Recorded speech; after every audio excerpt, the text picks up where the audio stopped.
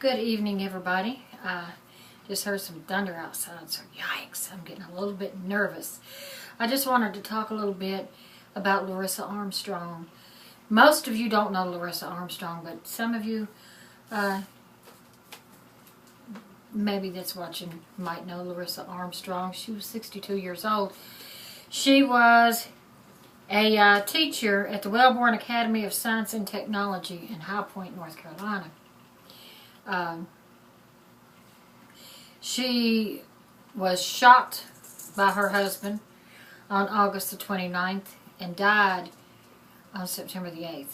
I believe it was the 8th. She had been a victim of domestic abuse. She had filed for divorce from her husband, Bruce Ray Armstrong, in June. After she filed for divorce, she went before 2 judges, not just one, but 2, asking for a protective order, saying that she was afraid of her husband. Both times she was denied. Both judges denied her, saying that she didn't have enough evidence. And then, now she's dead. I believe the judges should be blamed. I believe any time a woman goes and asks for a protective order, it should be granted. Meanwhile, while she's applying for these protective orders, asking for these protective orders, he's applying for a gun permit. And he got that gun permit. He got that gun, and that's how he killed her. So, the blood is on the hands of the 2 judges who denied her that permit. The judges are now saying that, well, a piece of paper wouldn't have stopped him. No, it might not have stopped him, but it might have made her feel better. And it would have probably stopped him from being able to get a gun permit. So if he wanted to get to her, he would have had to take another route. So it's still on the judge's hands that let her slide through the system. It's just so unfair. They had a vigil for her last night on September 11th. And they asked everybody to wear red, which was her favorite color, or purple, which is the color for domestic abuse. And I looked at the pictures of it, and they were also asked to bring balloons too. And everybody was wearing red and purple, bought red and purple balloons. A lady from the that runs the Sherry Denise Jackson Foundation spoke at the vigil. I wasn't there, but I've been reading about it. And I spoke at the vigil on the courthouse steps of the Guilford County Courthouse here in North Carolina. So, maybe they'll get some kind of laws changed. Anytime somebody goes and asks for a protective order, no, it may not help. But just, what's the harm? What's the harm of granting somebody that's truly scared a protective order? It makes no sense. Anybody that's in a domestic abusive relationship should check out these places that people tell them about. Check out the Sherry Denise Jackson Foundation.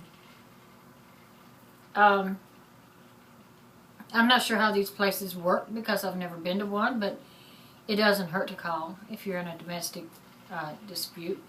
There was a woman that worked at the facility where I worked at that could have died a few months ago when her significant other, her boyfriend, tried to stab her to death.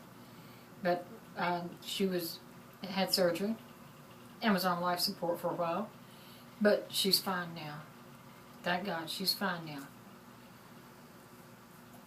I also knew a woman that was killed by her husband. Her husband was my cousin. And this was back in the 80s. And my cousin Bobby had threatened to kill his wife Debbie more than once. And he, after marriage and 4 children later, he finally did so.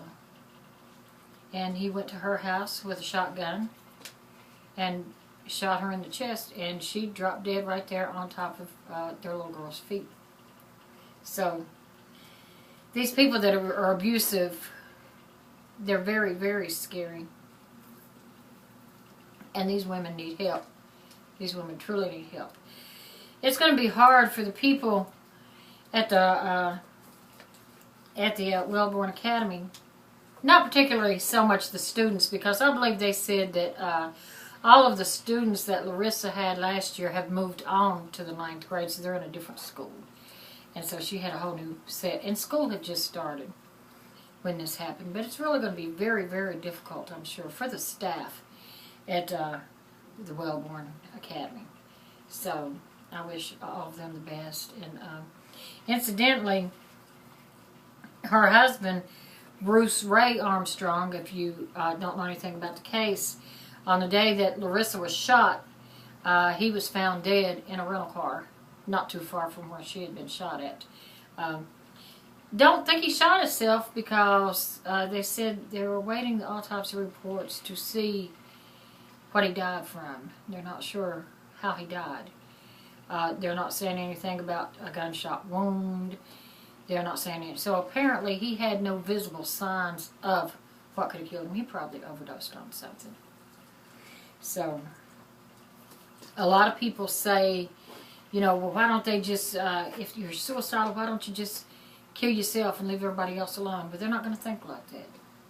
They don't think logically. They're sick in the head, and they're demented, and they just don't care. That's the bottom line. They do not care. And on the saddest thing about Laurrissa Armstrong was that she did live, you know, for several days before she died, but upon hearing the news of her death, that she had actually passed, her own brother committed suicide and killed himself. So this is just, her death is just not only affecting the family, and now they have to deal with his death as well. It's just, it's a mess. And I really feel sorry for her brother, that he felt so bad that he had to take his own life. But it's just so sad. And until next time, bye-bye.